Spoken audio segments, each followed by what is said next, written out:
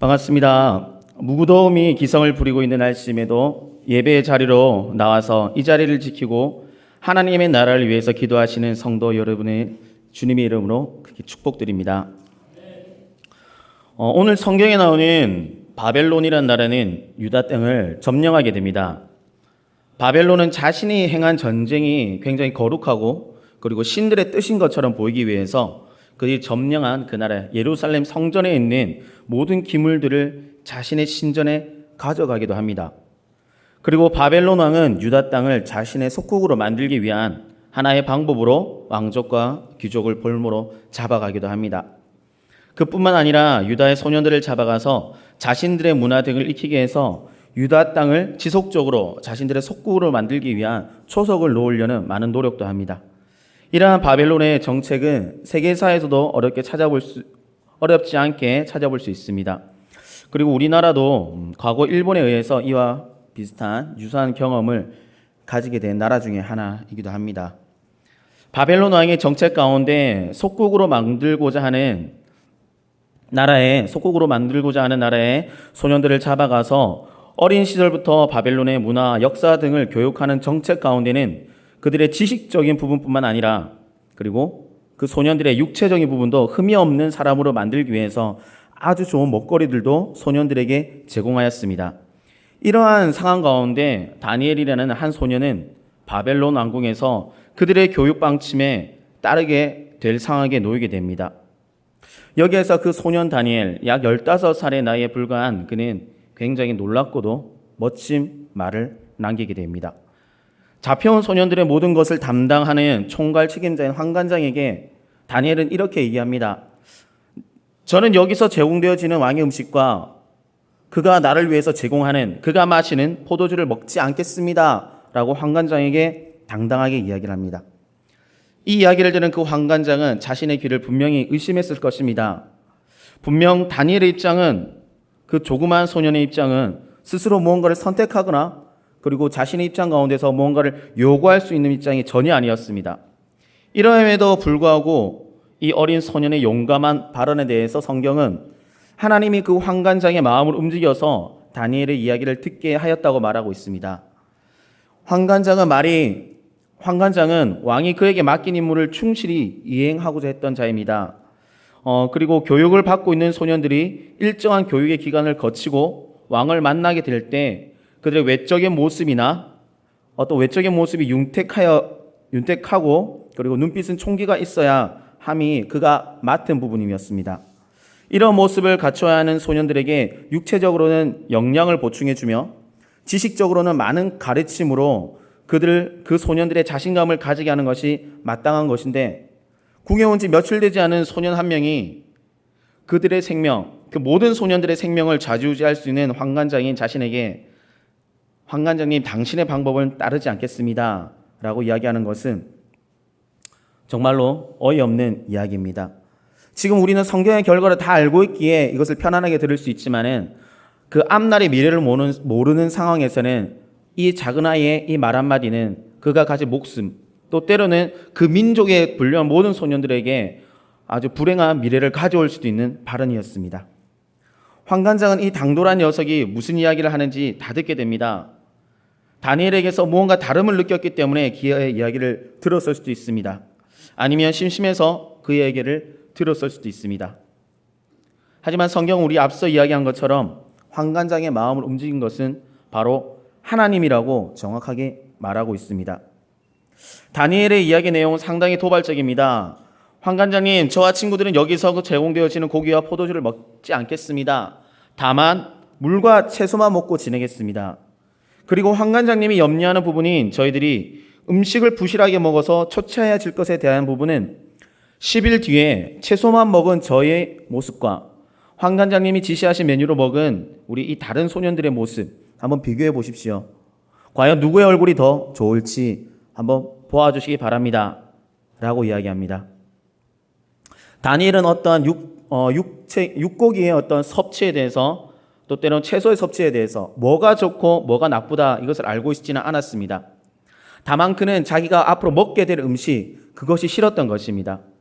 그 음식이 나를 얼마나 부정하게 만들지 그리고 그 음식이 내가 지금 15년가량 나의 부모님 또는 나의 은사 밑에서 배웠던 나의 가르침, 내가 배웠던 것과 얼마나 다르다는 것을 그 다니엘은 알고 있었습니다. 그렇기에 다니엘은 환관장이 그들에게 주고자 했던 것을 거부하였습니다.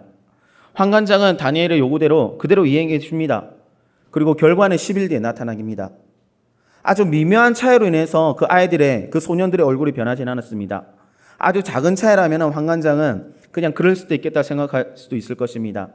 하지만 환관장이 인정하였다는 것은 그만큼 확연한 차이가 있었다는 것을 우리는 생각해 볼 수 있습니다. 이런 확연한 차이, 외적인 것에 대해서 누가 더 윤택하여졌냐, 다니엘과 그 친구들이 더 윤택하여졌던 것을 알게 된 환관장은 그 이후로도 여전히 고기를 주지 않고 포도주를 주지 않고 그들이 원하는 대로, 다니엘과 친구들이 원하는 대로 그 음식을 제공하게 됩니다. 그리고 많은 교육 시간이 지나게 될 때 성경은 이렇게 얘기하고 있습니다. 그 모든 책을 다 알게 하고 그 모든 지식을 다 습득하게 하였습니다. 그리고 그 땅에 이루어지고 있는 어떤 점성술에 대한 어떤 지혜도 그 다니엘과 친구들이 다 알게 되었다고 성경은 이야기하고 있습니다. 그리고 그 이후에 모든 수료 기간이 지났을 때, 모든 교육 기간이 지나고 수료의 시간이 왔을 때 왕 앞에 서게 된 그들은, 그리고 그 다니엘과 친구들은 모든 소년들보다 단언 돋보이게 되는 것입니다. 왕의 모든 질문에도 다 대답을 합니다. 그리고 왕의 어떤 여러 가지 것들에 대해서 알고자 할 때도 그들이 가진 지식과 그리고 하나님 주신 지혜로 그 모든 것을 풀어냅니다. 그 이후로 다니엘과 그 친구들은 그 왕의 선택을 받게 됩니다. 그리고 그 다니엘과 그 친구들은 그 이후의 삶들도 그들이 충실히 행하는 삶을 살게 되는 가운데 있습니다. 이런 다니엘의 모습을 보면은 마음 가운데 뜨거움이 일어나게 됩니다. 저도 다니엘처럼 마음을 정하면 이런 훌륭한 사람이 될 수 있지 않을까 하는 생각도 하게 됩니다. 혹시나 채소만 먹을까 하는 생각도 하게 됩니다. 하지만 우리가 알아야 할 것은 다니엘이 채소만 먹은 것은 바벨론 왕이 싫어서 고기와 포도주를 먹지 않겠다고 한 것은 아닙니다. 그렇다면 채소도 왕의 음식인데 그 왕의 음식인 채소마저도 거부해야 했을 것입니다. 소년들에게 제공되어진 고기와 포도주는 많은 성경학자들에 따르면 축제에 사용되어진 음식이라고 합니다. 이 음식은 정결하지 않은 부정한 음식입니다. 다니엘은 이러한 부정한 음식을 자신에게 허락하지 않기 위해서 그 왕의 고기와 그 왕의 진미, 모든 포도주를 다 거부하였던 것입니다. 다니엘이 소년임에도 불구하고 이 부정한 음식에 대해서 알았던 것은 어려서부터 이루어진 그 교육 때문입니다. 디모데후서를 보면 바울이 디모데에게 하는 말 중에 너는 어려서부터 성경을 알았나니 라는 말을 하고 있는 부분이 있습니다. 이것에 대해서 주석은 이스라엘 민족의 아이들은 5세가 되기 시작하는 시기부터 성경을 배운다고 이렇게 이야기하고 있습니다. 다니엘도 마찬가지로 어려서부터 선택받은 백성으로서의 삶과 하나님에 대한 가르침을 받은 것입니다. 이러한 가르침이 있었기 때문에 다니엘은 잡혀간 상황에도 불구하고 부정한 음식을 입에 대지 않겠다고 결심하였던 것입니다. 우리가 비록 무엇이 옳고 그른지에 대해서 배워서 알고 있는 것과 그것을 실행하는 것에 대해서는 매우 큰 차이가 있습니다. 어떤 유아교육학자가 이런 얘기를 했습니다. 인간이 살아가는 데 필요한 도덕적인 것의 대부분은 유치원에서 다 배운다고 말하고 있습니다. 그렇다면 그 배웠던 것이 아이들의 지금 그들이 5년 뒤에 10년 뒤에 그 배웠던 모든 것을 다 지키고 있느냐? 그렇진 않습니다. 여러 가지 상황과 주변의 배움과 어른들을 바라봄 이런 것들로 인해서 유치원 때 배웠던 그 모든 도덕적인 부분들이 지켜지지 않게 되는 모습을 종종 보게 됩니다. 다니엘도 어려서부터 하나님을 섬기는 백성이 가져야 할 것들에 대해서 배웠습니다. 그리고 그 배움이 삶에서 그대로 적용되어진 것은 바로 다니엘은 하나님이 어떤 분이신가를 정확하게 알고 있었고 자신도 하나님을 섬기는 백성임을 너무나도 잘 알고 있었기 때문에 그렇게 왕의 음식을 거부할 수 있었던 것입니다. 자신의 주변 상황, 다니엘과 그 친구들의 주변 상황이 그들의 믿음 생활을 허락하지 않을지라도 그는 믿는 자의 모습으로 삶을 선택했습니다. 내 목숨이 다할지라도 내가 이제 곧 죽을 수 있을지라도 그 어린 소년은 내가 하나님의 뜻대로 내가 살겠다. 부정한 방법대로 나의 하루하루를 더 연명하지 않겠다라고 다짐했던 것입니다. 다니엘과 친구들도 뜻을 정하고 그들의 다짐을 환관장에게 이야기했을 때 주변에서 그들을 바라보는 시간은 분명 곱지 않았을 것입니다. 그리고 본의 아니게 다니엘과 그 친구들은 다른 무리들과 경쟁해야 되는 구도에 들어섰을 수도 있을 것입니다. 채소만 먹는 그들, 그리고 온갖 귀한 것, 고기와 포도주, 다른 영양을 채울 수 있는 많은 것을 먹어야 되는 그 두 무리들로 나눠졌을 것입니다. 그리고 시험 당하는 그 10일 동안은 한 무리는 또 다른 무리를 조롱하였을 것이고, 그리고 또 한 무리는 다른 무리가 안 되어지도록, 고기를 먹는 무리는 채소를 먹는 무리들에게 많은 회방을 놓았을 것입니다. 그리고 그들을 유혹하였을 것입니다. 하지만 이 친구들은, 다니엘과 친구들은 결코 그들에게 휩쓸리지 않았습니다. 저도 예전에 직장 생활을 조금 했었습니다. 그리고 직장 생활하기 이전에 또 청년회 때는 군대를 갔다 왔는데, 이때 가장 노출될 수 있는 가장 쉬운 것이 술, 담배, 그리고 세상 문화에 대해서 굉장히 쉽게 노출될 수 있습니다. 군대는 다 비슷비슷한 또래고, 그리고 그것이 그 문화가 당연한 것처럼 받아들여집니다. 그리고 또 직장에 가보았더니 직장에 있는 사회 선배들, 그리고 알고 있는 선배들, 그리고 이런 얘기를 하는 분들, 나도 교회 다닌다 라고 얘기하는 분들이 세상 문화를 너에게 가르쳐 주겠다고, 저에게 가르쳐 주겠다고 합니다. 그리고 일을 마치고 난 뒤에는 같이 놀러 가자, 같이 쉬러 가자, 이렇게 이야기를 합니다. 그 선배들의 말, 그리고 동기들의 말을 쉽게 뿌리치기는 너무 힘듭니다. 한두 번 따라가기도 했습니다. 물론 그 자리에서 마시거나 하진 않았습니다. 제 몸은 아시겠지만 안주를 너무 좋아해서 안주는 이렇게 많이 먹기도 했는데, 세상 문화는 저를 가만히 내버려두지 않았습니다. 제가 다니엘처럼 뜻을 정했을지라도 그들은 저의 뜻을 무시했습니다. 제 이야기를 듣지도 않았습니다. 그리고 저보다 조금 더 혹독한 시간을 보냈던 사람이 제 주변에 있었는데, 그 사람은 해병대 출신입니다. 그리고 체력도 좋았고요, 체격도 좋았고, 그리고 소위 말하는 깡도 좋았습니다. 이 사람이 사회생활을 시작하고 난 뒤부터 정말 힘듦의 연속이었습니다. 그분은 또 나름 하나님을 믿고 하나님을 예배하고 날마다 기도에 쳐서 나왔던 사람인데, 세상은, 그리고 직장은 그를 가만히 내버려 두지 않았습니다. 회식 자리에서 술을 마시지 않는다 그래서 다시 직장으로 일과가 시작될 때 왕따를 시키다든지 여러 가지 굉장히 어려운 일을 그에게 자꾸 맡겼습니다. 이분은 결국 많은 스트레스로 인해서 하나님이 빨리 좀 데리고 그쪽으로 데리고 갔습니다. 좋은 곳으로 갔습니다. 여러분, 다니엘이 아무리 뜻을 정하고 그리고 10일 동안 견뎠다 해서 그것이 쉬운 삶은 아니었을 것입니다. 우리의 상황 가운데 있어서도 무언가를 뜻을 분명히 전할 것입니다. 하지만 아셔야 될 것은, 다니엘의 뜻을 정한 것은 내가 이 바벨론의 땅에 와서 내가 이 소년들과 경쟁하여서 가장 높은 사람이 되겠다라는 그 뜻을 정한 것이 아니었습니다. 나는 하나님의 사람, 나는 하나님의 백성, 그래서 하나님이 원치 않는 그 부정한 것들을 나의 삶, 나의 몸 가운데 두지 않을 거다라는 뜻을 둔 것입니다. 그런 내일을 생각하지 않았습니다. 내일에 내가 이 소년들보다 더욱더 뛰어날 것이라는 그런 마음이 전혀 없었습니다. 오직 하나님께만 나가겠다.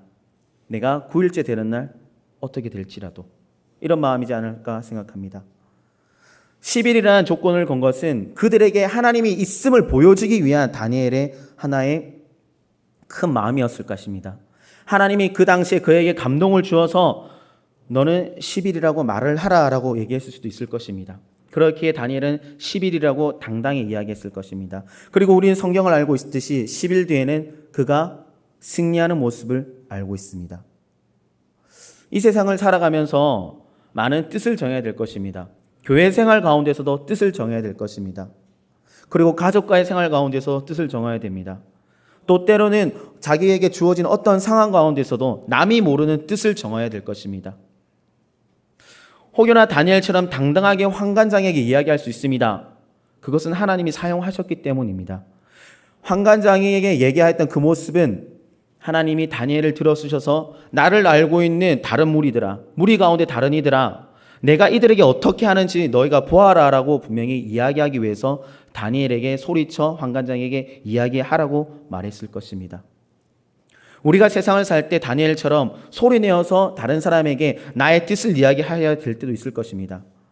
하지만 때로는 나의 뜻을 조용히 속으로 감춰야 될 때도 있을 것입니다. 어떠한 경우든지 그 뜻을 정했으면 나의 결과를 바라보는 것이 아니라 순간순간 하나님을 바라보면서 나가셨으면 합니다. 그럴 때 다니엘과 같은 결과가 있을 수도 있을 것입니다. 만약에 좋은 결과가 사람들이 생각하기에 그 좋은 결과가 믿는 자들 그리스도인들이 생각하기에 그 좋은 승리의 결과가 이루어지지 않을지라도 우리가 매 순간순간을 하나님께 정진하였고 그 안에서 충성히 행했다면 하나님께서는 우리를 기쁘다 착하고 충성된 종이라고 이야기하였을 것입니다. 제가 한 분의 이야기를 들려드리겠습니다. 윌리엄 보덴이라는 1904년도에 윌리엄 보덴이라는 사람은 1904년 시카고에서 고등학교를 졸업하던 해에 큰 낙농장의 법적 상속인이 되었습니다. 바로 백만장자가 되었는데 그의 부모는 그에게 세계 일주를 시켰습니다. 청년으로서 그가 가져야 될 소양과 그의 시각을 깨워주기 위해서 그 부모님들은 그 아이에게 자신의 자녀에게 세계 일주를 보냈던 것입니다. 그는 세계 일주 가운데 아시아, 중동 그리고 유럽을 여행하는 동안 고통받는 많은 사람들을 직접 눈으로 보고 마음에 큰 짐을 지게 되었습니다. 그래서 집으로 편지를 보내게 됩니다. 그 편지에는 나는 일생을 전도 사업과 그 일에 대한 준비에 모든 것을 바치겠습니다 라고 쓰여져 있었습니다. 그는 이러한 결심을 했을 때 그의 성경 뒷표지에는 지체할 수 없음이라고 썼습니다. 그리고 프리스턴 신학교에서 공부를 마치고 선교 준비를 하기 위해 이집트에 들렀습니다. 그곳에서 그는 그만 내막염이에 걸려 한 달도 못 되어 주님 나라로 갔습니다. 아마 주변 사람들은 이렇게 이야기했을 수도 있을 것입니다. 너의 선택은 하나님의 뜻이 아니었던 것이야. 헛된 일을 했던 것이야. 하지만 그의 성경 뒷장에는 이런 이야기가 적혀 있었습니다. 후회 없다 라고 적혀 있었습니다. 그가 내막역을 앓던 그 순간에도 그는 후회하지 않았던 것입니다. 윌리엄 보덴은 그의 뜻을 정했고 그의 삶을 온전히 하나님 앞에 드렸습니다. 그리고 그 결과 그는 하나님 나라로 갔습니다. 우리의 뜻을 정하는 것의 결과는 하나님만이 아십니다. 우리는 그저 하나님께 더 순종하고자 뜻을 정하고 그에 따라 움직이면 되는 것입니다. 앞날을 염려하지 말고 오직 기도와 간구로 하나님께 나가는 여기 계신 모든 분들이 되셨으면 합니다. 기도하겠습니다. 살아계신 하나님, 그 뜻을 정한 그 다니엘과 그 친구들이 있었습니다. 하루하루를 살아가는 데 있어서 다니엘과 그 친구들처럼 하나님을 사랑하고 사모하기 원하는 나의 삶을 뜻을 정하길 원합니다.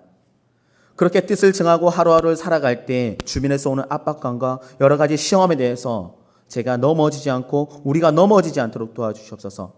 남들이 조롱할 때도 그 조롱에 대해서 마음에 담아두는 것이 아니라 그리고 주변에 시험이 와서 나의 시간과 나의 마음과 나의 육신의 그 모든 것을 앗아가고자 할 때도 그 모든 것에 대해서 실망하지 않도록 도와주시옵소서. 오직 하나님만을 바라고 나가는 여기 계신 모든 성도님들이 될 수 있도록 도와주시옵소서. 감사드리며 예수님 이름으로 기도드렸습니다. 아멘.